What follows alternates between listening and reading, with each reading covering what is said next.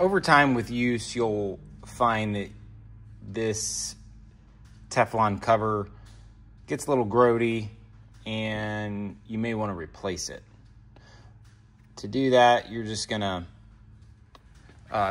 make sure the machine is off and unplugged, and then we'll go ahead and just peel this.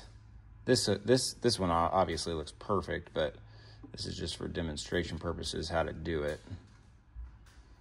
I want to peel this one off.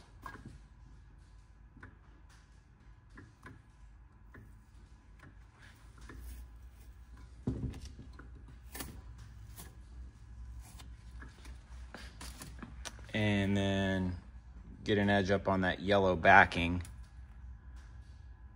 and just go ahead and peel off that yellow backing on the new piece. You can get these new pieces from Unitherm if you want. And then I like to line up the one of the edges, so I only have to cut the 3 sides off. So that's lined up pretty good. And then I'll just grab a razor blade and trim the edges.